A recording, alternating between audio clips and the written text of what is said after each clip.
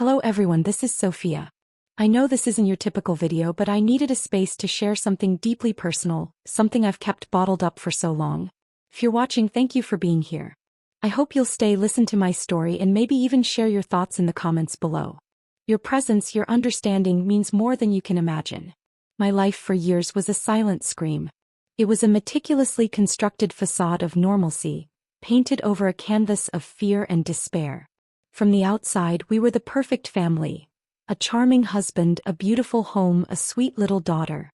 But inside those walls, a different reality was festering, one where my spirit was being slowly and systematically dismantled. It started subtly, as these things often do. Little jabs, dismissive looks, a tone of voice that undermined my confidence. "You're too sensitive, Sophia. Why can't you understand? You're lucky I put up with you." Mark's words were like tiny shards of glass, embedded deep within my psyche, invisible to anyone but me. He had a way of twisting everything, of making me question my own sanity, my own perceptions. If I expressed a different opinion, I was met with a sneer, a condescending laugh, or worse, a cold, silent treatment that could last for days, leaving me desperate for his approval, for a return to the fragile peace we sometimes shared. Then came the physical manifestations. Not always obvious, not always bruises that could be seen. A shove against the door, a grip on my arm that left faint red marks, a hand covering my mouth during an argument, not to silence me but to stifle my cries. He never hit me in the face, never left obvious evidence. It was always on my arms, my ribs, my legs, places easily covered by clothing. Fear became a constant companion, a heavy cloak I wore everywhere, even in my own home. I learned to anticipate its moods, to walk on tiptoe, to choose my words with excruciating care. My world shrank to the confines of our home, my interactions limited, my voice muted. I lost friends not because he forbade them, but because he made it impossible to maintain relationships. Any time I spent with another person was met with accusations of infidelity, of neglecting him, of not prioritizing our family. It was easier, less painful, to simply isolate myself. Lily, my daughter, was my sun, my moon, my entire universe. Her innocent laughter was the only thing that pierced the suffocating silence of my fear. She was a vibrant, curious child, full of light and wonder. For a long time I believed I was protecting her from the darkness. Mark was different with Lily, at least in front of me. He played with her, read her stories, sometimes even showed affection. But there was always a line, a subtle shift in his behavior when he was tired or stressed, or when Lily, being a child, simply didn't comply immediately with his demands. A harsh word, a loud, sudden sigh, a hand that seemed to grip her arm a little too tightly. I ignored it, rationalized it away. He was just tired. He loved her, of course he did. He was her father. But then the nightmares began. Lily would wake up screaming, her little body shaking, her eyes wide with terror. "Daddy's mad," she would whimper, clutching her favorite stuffed animal. "Daddy's loud." At first I thought they were just nightmares, a phase. I would hold her tight, rock her to sleep, whispering reassurances. But the nightmares became more frequent, more vivid. She began to flinch when Mark raised his voice, even if it wasn't directed at her. She would hide behind my legs when he entered a room, her bright eyes dimming with unspoken apprehension. She stopped asking him to read her bedtime stories, preferring to read me, her little hand gripping mine tightly as if for protection. One night Mark had a particularly bad day at work. He came home slamming the door, his face a cloud of thunder. Lily, who had been playing quietly in the living room, started dropping her toy. Mark looked at her. "Can't you be quiet for once, Lily? I'm exhausted." His voice wasn't a scream, but it was sharp, laced with venom. Lily froze, her bottom lip trembling. She looked at me, her eyes pleading, terrified. In that moment something inside me snapped. It wasn't about me anymore. It was about Lily. My fear, which had been a paralyzing force, began to transform into something else. A fierce, protective rage. I had endured his cruelty, convinced myself that I deserved it, or that I could change him, or that it was simply my destiny. But seeing that pure terror in my daughter's eyes, seeing her innocent joy extinguished by his darkness, lit a fire inside me that I hadn't known existed. I couldn't let her become another victim of his rage. I couldn't let her inherit my silence. That night, after Lily finally fell asleep in a fitful sleep, I lay awake, staring at the ceiling. The words, "Daddy's mad," echoed in my mind, a chilling accusation. I replayed every incident, every small flinch, every silent retreat Lily had made. It wasn't just my imagination. She was hurting. And by staying, I was enabling it. The realization hit me with the force of a physical blow. I was failing her. I had been teaching her that this was normal, that this was how love worked, that fear was a constant companion. The thought was unbearable. I had to act. But how? The thought of leaving Mark was terrifying.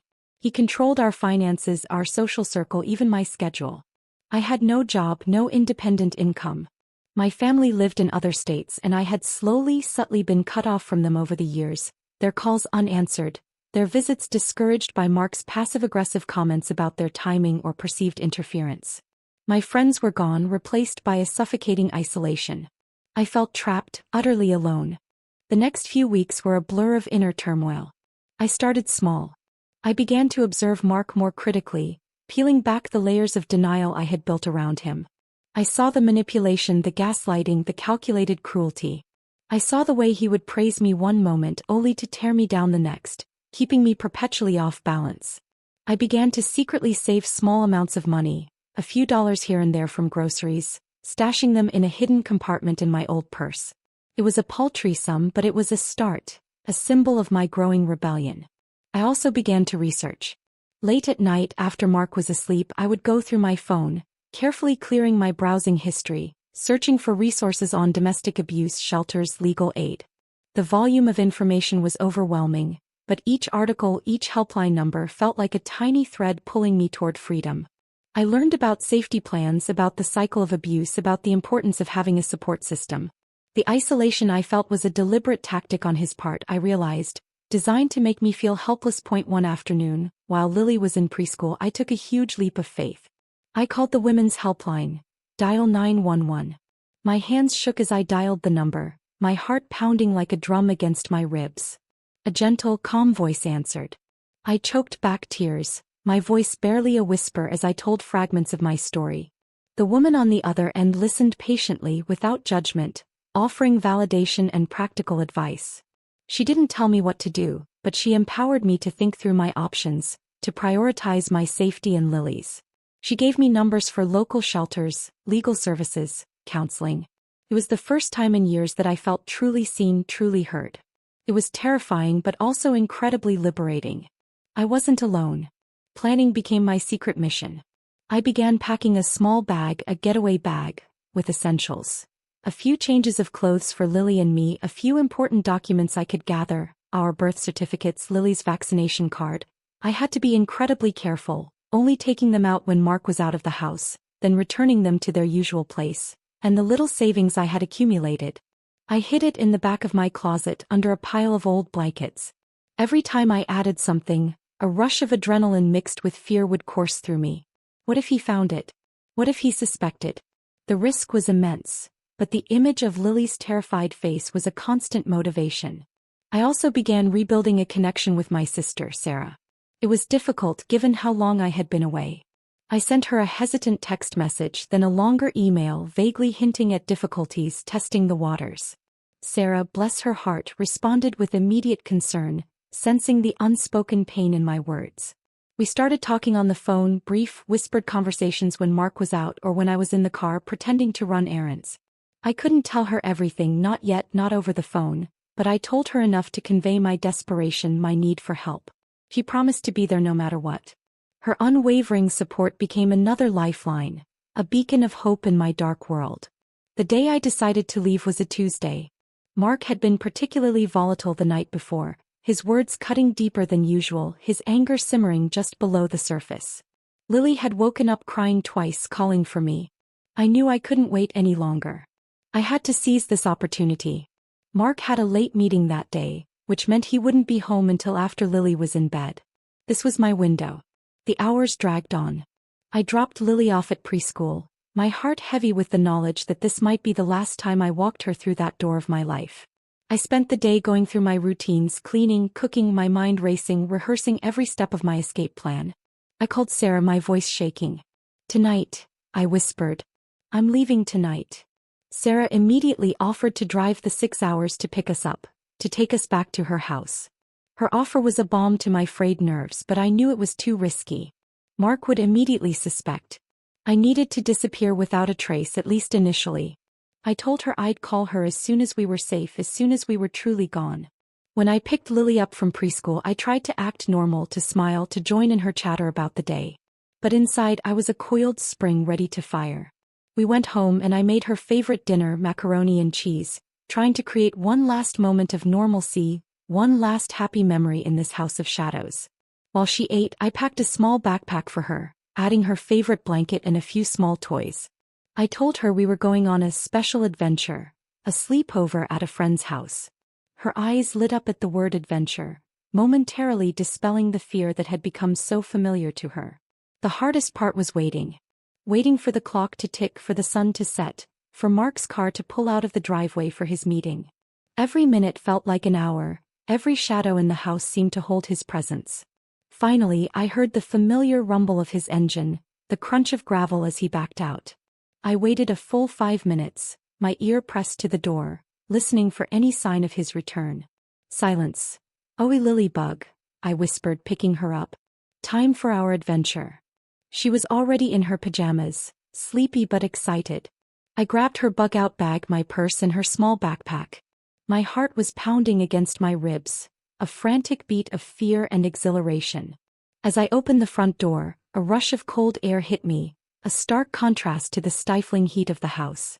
I took a deep breath, the first truly deep breath I'd taken in years. I'd called a cab ahead of time, asking it to wait a block away, out of sight of our house. We walked quickly, Lily cradled against my chest, her head tucked under my chin. The streetlights cast long, eerie shadows, and every rustle of leaves sounded like Mark's footsteps. When we reached the cab, I practically shoved Lily inside, then squeezed in behind her, closing the door with a final click. "To the bus station, please," I said, my voice surprisingly steady. The bus ride was long, an endless blur of highway lights and whispers of reassurance to Lily, who had fallen asleep in my arms, her small body a comforting weight. I couldn't sleep. My mind raced, replaying the past, imagining the future. What would Mark do when he found us? Would he come after us? Would he call the police? I had no idea what was in store for us, but for the first time in a long time, I felt a glimmer of hope, a fragile sense of autonomy. We arrived in a small town several hours away, a place I had researched, a place far enough out of Mark's reach but close enough to a big city to get resources. I booked a room in a cheap motel, paying cash, using an assumed name. It was temporary, just for a night or two until I could figure out our next move. The room was small, impersonal, but it felt like a sanctuary. I fell onto the bed, holding Lily close, the tears finally streaming down my face, tears of exhaustion, of fear, but also of deep relief. We were safe. For a while. The next morning, the reality of our situation hit me full force. I had no job, limited money, and a child to care for. The fear, though lessened, was still there, a dull ache in my stomach. But it was different now. It was a fear of the unknown, not the suffocating terror of living with Mark. I called the local shelter for abused women, the number I had gotten from the helpline. They were incredibly helpful, offering a safe place to stay, counseling and legal assistance, and help with finding work. It was a lifeline. The shelter was a revelation. It was a community space, full of women and children who had stories similar to mine, some even more harrowing. For the first time, I didn't feel alone in my experience.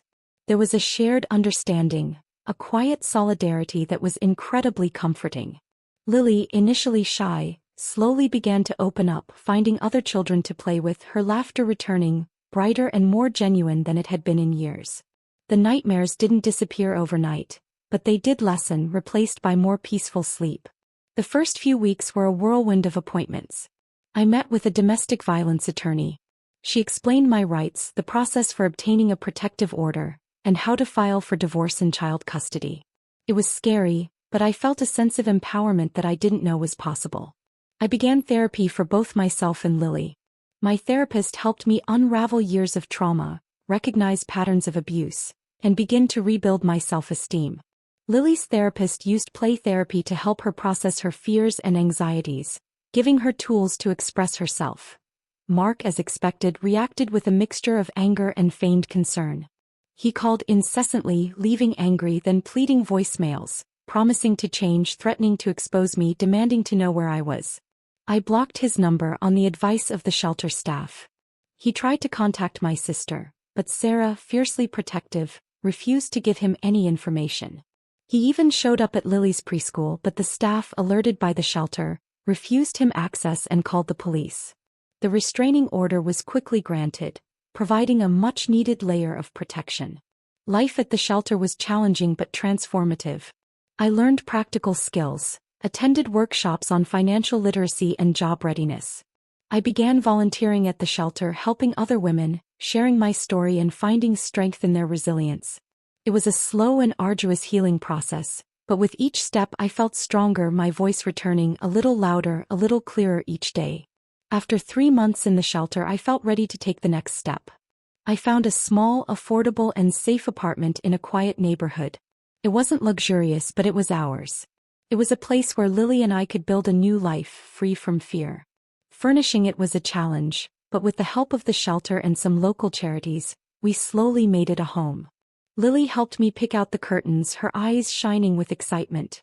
We painted her room a cheerful yellow, a stark contrast to the dull tones of our old house. Getting a job was tough. My resume had a significant gap and my skills seemed rusty. But I persevered, interviewing, networking, and eventually landing a part-time administrative assistant position at a local nonprofit. It wasn't much, but it was a start. It gave me financial independence, a sense of purpose, and the confidence that I could provide for Lily. The divorce process was complicated as expected. Mark fought me at every turn, denying everything, trying to paint me as unstable, as a neglectful mother. But I had documentation, I had the support of the shelter staff, my lawyer and my therapist.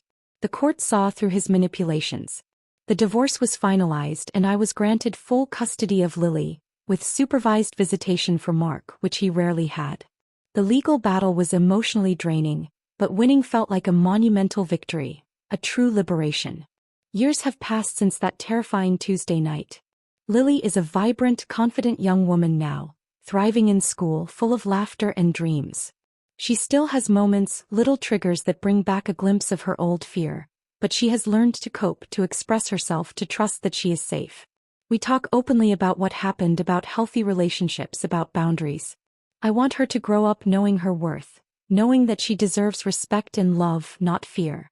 For me, the scars remain, but they are fading, replaced by a quiet strength. I went back to school, pursuing a degree in social work, driven by a desire to help others who are trapped in similar situations. I volunteer at the shelter regularly, sharing my story, offering a listening ear, a hand to hold. I have rebuilt my relationships with my family and have a small but strong circle of friends who truly see and support me. I have learned to trust myself again, to listen to my intuition, to value my own voice. The journey has been long, arduous, and incredibly painful. There have been moments of despair, moments when I thought I couldn't go on, when the weight of it all threatened to crush me. But each time, the image of Lily's terrified eyes, the memory of her whispering, "Daddy is mad," has pulled me back from the brink. She was my reason, my strength, my unshakable purpose. I am Sophia, and this is my story. It is a story of fear, yes, but more importantly, it is a story of resilience, of courage, and of the unbreakable bond between a mother and her daughter. If you're going through something similar, know that you're not alone. There's help. There's hope. Your silence doesn't have to be the end of you.